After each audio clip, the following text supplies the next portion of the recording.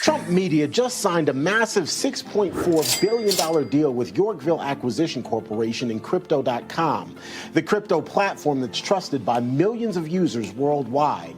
They're teaming up to acquire up to $6.4 billion in CRO to establish America's first publicly traded CRO treasury, Trump Media Group CRO strategy. Once complete, this new company will be the largest publicly traded CRO holder out there.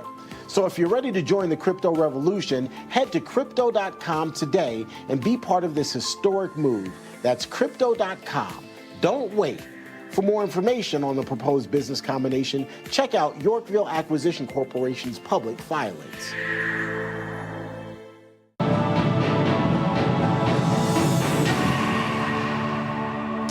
Terrence Bates here with your Real America's Voice Newsbreak. Thanks so much for being here with us.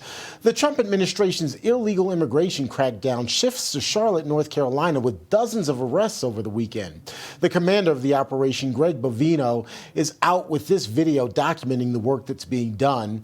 Hundreds of U.S. Customs and Border Protection agents are in the so-called Queen City for an operation meant to combat crime and deport people who are in this country illegally. Operation Charlotte's Web netted more than 80 arrests just this past weekend. In his X post, Bovino writes, "Wherever the wind takes us, high, low, near, far, east, west, north, south, we take to the breeze, we go as we please. This time, the breeze hit Charlotte like a storm.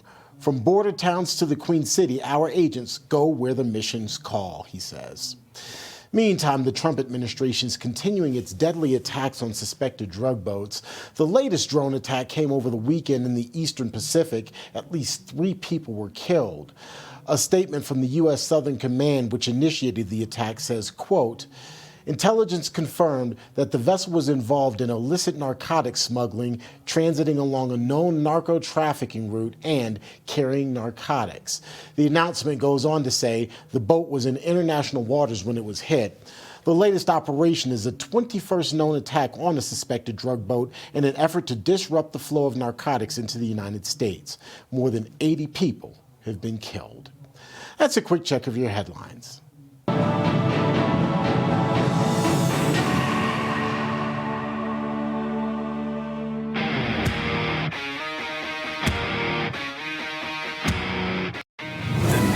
Great awakening is here.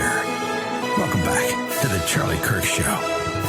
All right, welcome back to the Charlie Kirk Show. I want to tell you about one of our partners, and then we're going to bring in Kevin Hassett, who's a great guest. Charlie loved having him on the show. And by the way, Charlie also built a thriving community online through conversation. It's not something that happened overnight, but it happens over time, one conversation at a time, one connection. TikTok offers opportunities for respectful exchange of ideas, and that is where opportunities are built for community and for connecting with other people that you may not imagine that you'd be connected to in any other context, but TikTok makes that possible. You'll find creators who teach and encourage, a carpenter passing on his craft, a mom explaining how to make a budget stretch, or a gardener showing us how to bring a backyard back to life.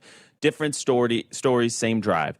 The desire to connect and to understand. That's what makes a strong community, a common desire to connect. To find a way forward through respectful dialogue, building trust and feeling heard.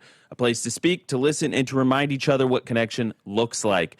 Conversations build connections, and connections build communities. Portions of the Charlie Kirk Show are sponsored in part by TikTok. And before we bring our next guest in, I want to play cut 107 as a little preview. The purchasing power dropped by about $3,000 under Joe Biden because the wages didn't keep up with prices. Under President Trump, it's already gone up by about $1,200. We understand that people still feel the pain of the high prices, but we're closing the gap and filling the gap fast. I don't want to. All right, I'm excited to welcome Kevin Hassett, the man in that clip, director of the National Economic Council of the United States. Welcome to the show, sir. Honored to have you back again. Good to be back. Mm-hmm. Yeah, it's great to be back. It's great to have you. And I used to talk about this with Charlie, just how much we loved having you on the show because you have such an optimistic air to you. You know, if there's doom and gloom out there, like, you come on and you kind of make sense of it, and you kind of steady everybody's nerves, and you say, hey, listen, guys, look at this piece of data, look at that. And so this was, I think, one of the key points in videos that I saw floating around this weekend, because you're talking about this affordability crisis that has become front and center, partly because some of Charlie's tweets have gone viral and everybody's talking about the housing affordability and things like that. Why don't you just start right there? Because people still feel the crunch of Biden inflation. I don't think anybody with a rational mindset thinks that that's all going to be wiped away in 10 months. But explain the real metrics of it and why people are still feeling this way. Oh, sure. I absolutely will. And again, it's my first time on the show since I was talking to Charlie. And one of the things I remember best about him is how much he started to love economics. Yeah. I think you probably remember some of the conversations I had with him after the show, like when we weren't on tape. But you know, I think that the bottom line is that under Joe Biden, they spent like drunken sailors, and the Fed basically printed the money to let them do that. And you know, everybody knows that that causes inflation. Inflation went up almost to 10%, averaged 5% a year. And then interest rates went up a lot. And so if you wanted, for example, to buy a new home, the typical homeowner would see their mortgage payment double. And meanwhile, grocery prices went up. And so, for example, a typical month's groceries for the average family was about $400 when President Trump took office. It's about $515 when President Trump came back again. And so people rightly look back at those numbers and say, geez, you know, I'm really having a hard time keeping ahead. Now, we've got mortgage rates down, and so the monthly payments are going down. We're making it easier to buy a car because we're letting you deduct the interest.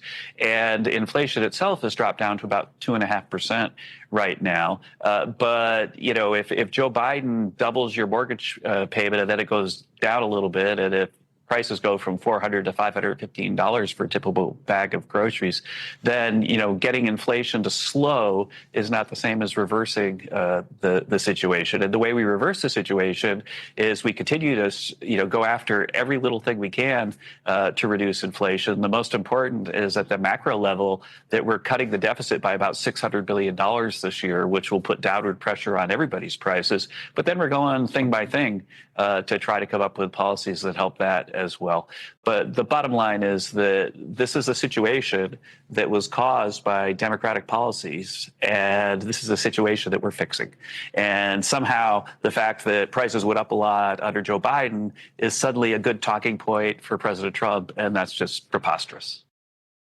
Blake Neff, by the way, is also in studio with us. He's our another Blake. producer here, so he's got a question. Howdy. No, I kind of wanted to, you know, highlight I love this, one of the last things Charlie was tweeting about. He just talked about, he really was fixating on that falling home ownership rate, especially for people about 30 years old when they're in that marrying, getting, having kids range.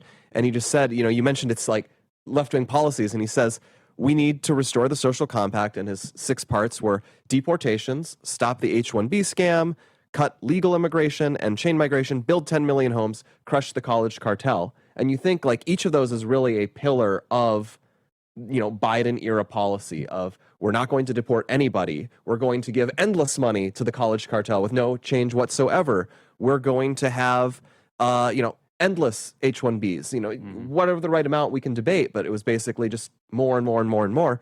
And of course, you can't build any homes because we have endless regulation to strangle it. And dismantling that is such a basic step towards making America a functional society for, you know, more of the people in it.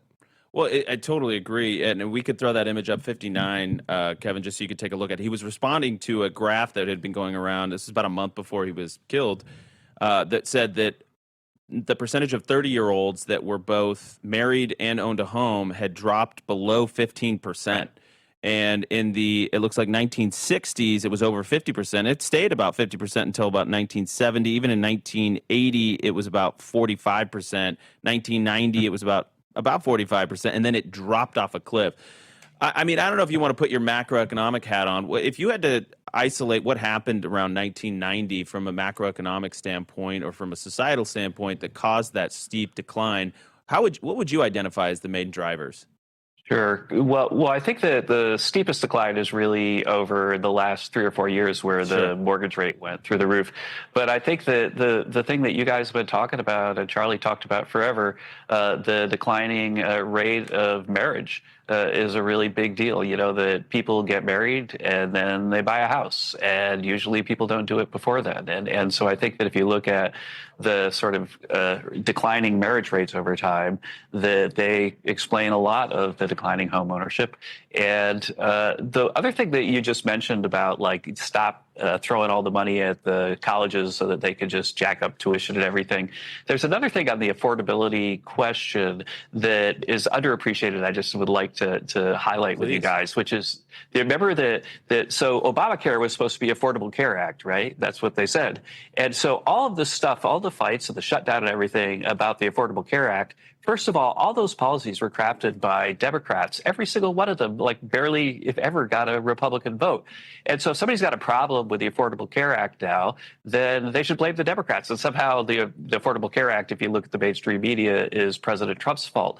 But then the other thing is, and this goes back to your point that you just made so cleverly about the colleges and universities, and something that Charlie highlighted, is that, so what happened was that in the Affordable Care Act, Obamacare started giving lots of subsidies to people to buy health insurance. And so there is sort of like, you get subsidies for going to college. And then what happened was that the insurance companies, which give lots of campaign contributions to the Democrats, jacked up their prices. And so if you look at the Obamacare insurance programs, the insurance policies, they've increased a rate of inflation of about twice what it is for ordinary private plans.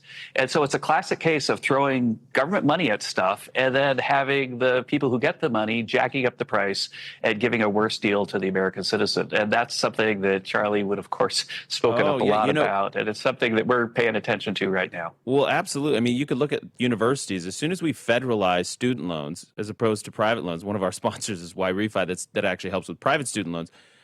You saw a ballooning of college administrative classes. I mean, the ratio of teachers to students drops off a cliff, but the ratio of administrators to students, it's ballooned at an astronomical rate. And of course, we see building new stadiums, new buildings go through the roof, starting in the late '90s, early 2000s, and on to today. But the quality of the actual education, teaching, and professors goes down. So there is kind of a very interesting parallel to when government gets involved, whether it be in healthcare or in our higher education institutions, a massive decrease in quality. My sons both went to Columbia University, and I can remember that when my youngest son I was going through his classes, one of the required classes he had was critical race theory. It was a required class. It was a core class. Columbia, our guys went there because they thought that Columbia was this place where they had the great books program and they still celebrated Western civilization or something, but they squeezed in critical theory as one of the top courses, a required course for everybody at Columbia. And so that's the kind of stuff that isn't going to get you a job, I guess, unless the governments are putting you in charge of that. For some poor company, but that's the kind of thing that's made education less valuable. You're right. And what else are they teaching young people is to not get married. Go ahead and throw it. Image 66. Obviously, it's a wider societal issue, but there is massive amounts of indoctrination that are going on at the higher education levels. This is, girls are now less likely than boys to say that they want to get married. I had a tweet about this up over the weekend that went viral. This is the percentage of 12th graders saying they are most likely to choose to get married in the long run.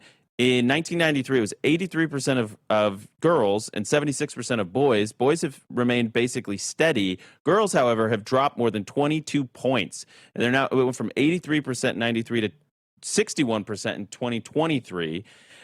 So we've had an absolute collapse of the percentage of young women that want to get married.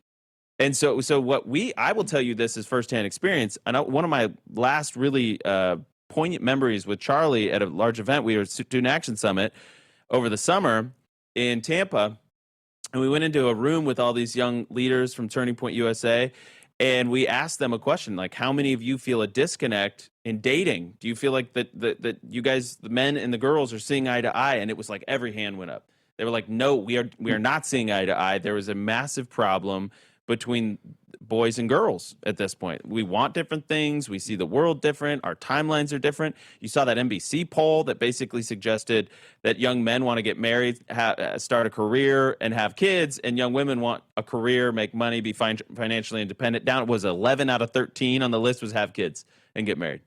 I mean, so you're seeing a real societal breakdown when it comes to basic things like, procreating, Getting married, creating the next generation. And why that's so important, the 3 M's. I was with Martha McCallum on Fox on Friday about this, the 3 M's. Charlie and I would talk about it. We would talk about it on the show all the time.